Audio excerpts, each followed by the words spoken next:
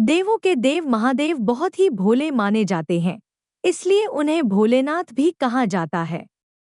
भगवान शिव को प्रसन्न करने के लिए किसी भी तरह के खास विशेष पूजन की जरूरत नहीं होती, क्योंकि कहा जाता है कि वह तो भोले हैं और भक्त की मन से की गई क्षणिक मात्र की भक्ति से ही वह प्रसन्न हो जाते हैं। अगर आप भी शंकर की भक्ति और कृपा पाने के लिए सावन के सोमवार का व्रत करते हैं, तो इस कथा से भोलेनाथ को प्रसन्न कर सकते हैं। सोमवार के दिन भगवान शिव और चंद्रमा की पूजा का विधान शास्त्रों में बताया है।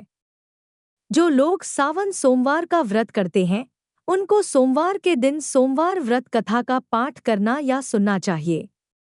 इस व्रत को श्रद्धापूर्वक करने से मानसिक क्लेशों से छुटकारा मिलता है एवं सभी मनोकामनाएं पूर्ण होती हैं।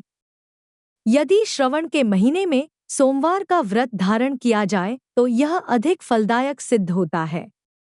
इस व्रत में सोमवार के दिन उपवास रखकर भगवान शंकर, मां पार्वती की पूजा अर्चना करनी चाहिए तथा दिन में एक बार भोजन करना चाहिए।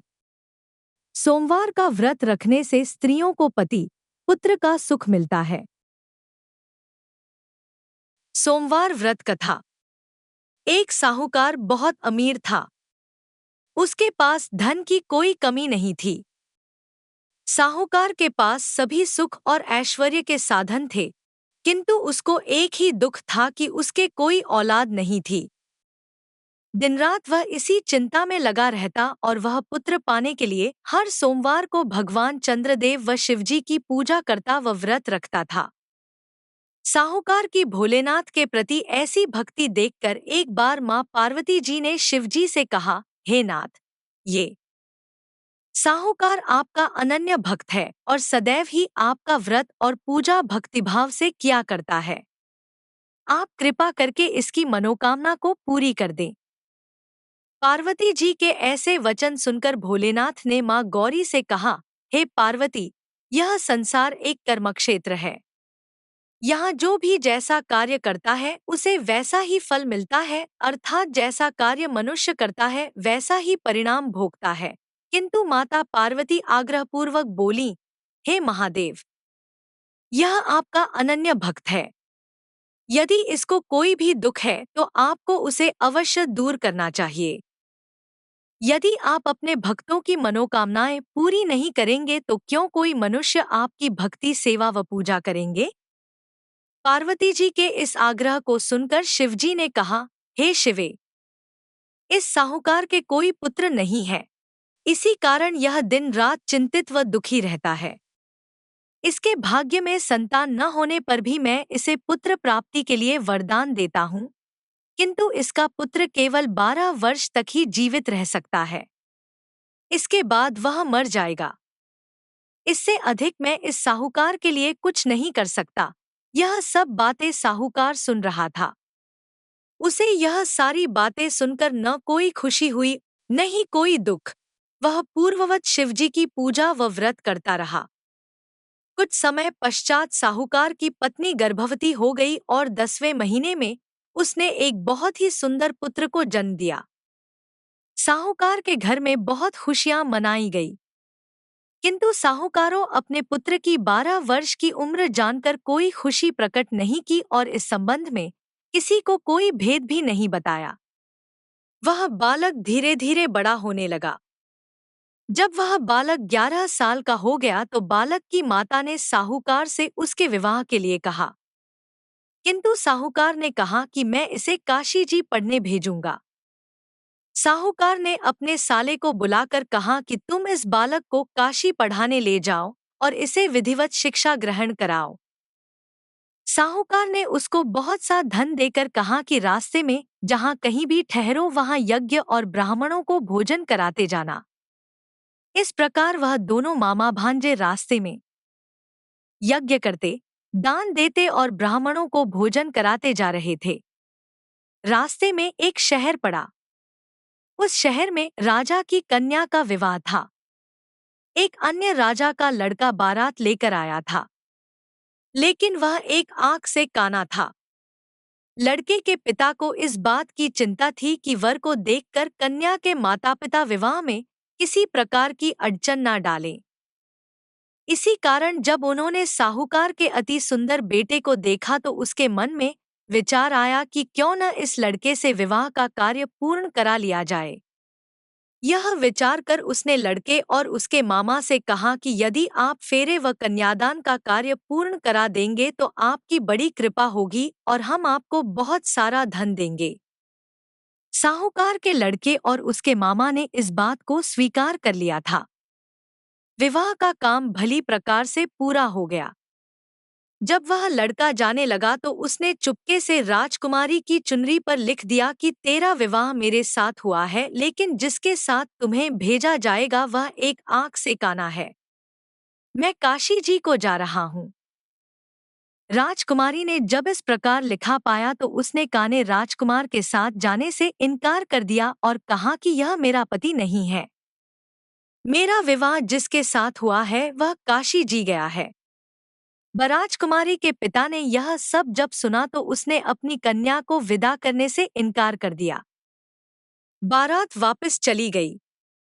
उधर साहूकार का लड़का और उसका मामा काशी जी पहुंचे, जहां लड़के ने पढ़ना शुरू किया तथा अपना अतिरिक्त समय मामा भांजा यज्ञ दानादि में व्यतीत करने लगे। इस प्रकार कई महीने बीत गए। जब लड़का 12 साल का हुआ तो उस दिन लड़के के मामा ने यज्ञ का आयोजन कर रखा था। अचानक ही लड़के की तबीयत खराब हो गई। लड़के के मामा ने कहा कि अंदर नाकर सो जाओ। लड़का अंदर जाकर सो गया।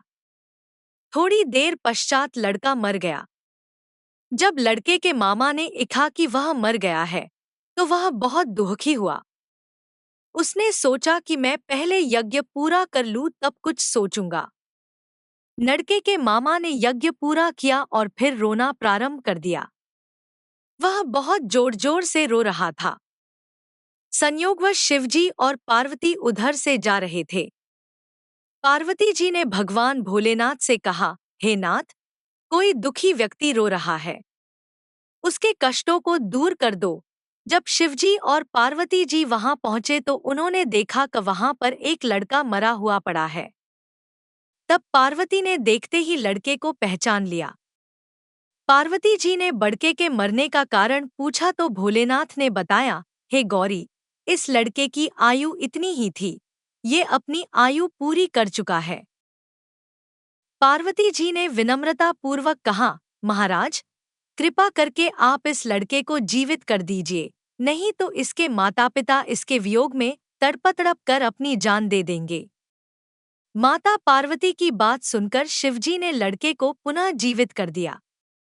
शिवजी की कृपा से लड़का जीवित हो गया। शिव शंकर व पार्वती जी शिव धाम चले गए। शिक्षा पूरी होने पर लड़का और उसका मामा पहले की तरह यज्ञ करते, ब्राह्मणों को भोजन तथा दक्षिणा देते हुए अपने घर की ओर चल दिए। रास्ते में दोनों उसी शहर में आए जहां पर उस लड़के की शादी हुई थी। वहां पहुंचकर दोनों ने यज्ञ करना शुरू कर दिया। जब वे दोनों यज्ञ कर रहे थे तो उस लड़के के ससुर यानी वहां के राजा ने, जो उधर से घोड़े पर बैठकर अपने सेवकों के साथ जा रहा था, उसने लड़के को पहचान लिया। राजा ने महल में ले जाकर दोनों की खूब सेवा की। कुछ समय राजा के महल में रहने के बाद लड़के ने राजा से जाने की आज्ञा ली। राजा ने अपनी लड़की को लड़के के साथ विदा किया और साथ में बहुत सा धन एवं दास दासियों को भी भेजा। जब वे अपने शहर में आए तो लड़के के मामा ने कहा, पहले मैं तुम्हारे माता पिता को तुम्हारे आने की खबर सुना आता हूँ, तब तक तुम पत्नी सहित यहाँ आराम करो। ऐसा कहकर लड़के का मामा साहूकार को अपने पुत्र के आने की खबर देने चला गया। घर आकर उसने देखा कि उसके बहन और बहनोई छत पर बैठे हुए हैं और उन्होंने यह प्रण कर रखा है कि यदि उनका बेटा जीवित लौट आया तो वह छत से नीचे उतर आएंगे, नहीं तो छत से कूदकर अपने प्राण त्याग देंगे। लड़के के मामा ने जब यह समाचार उन्हें सुनाया कि उनका लड़का जीवित लौट आया है तो उन्हें विश्वास नहीं हुआ। तब लड़के के मामा ने शपथ खाकर कहा कि आपका पुत्र अपनी स्त्री और बहुत से धन और दास दासियों सहित घर आया है। तब साहूकार और उसकी पत्नी छत से नीचे उतर आए तथा प्रसन्नता के साथ अपने बेटे और बहू का स्वागत किया। सभी प्रसन्नता के साथ रहने लगे।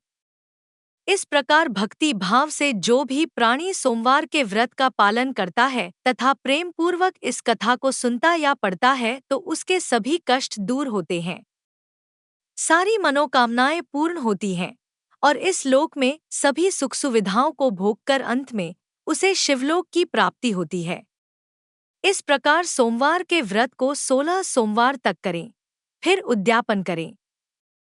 इस उत के प्रभाव से मानवों को सभी प्रकार के सुखों की प्राप्ति होती है।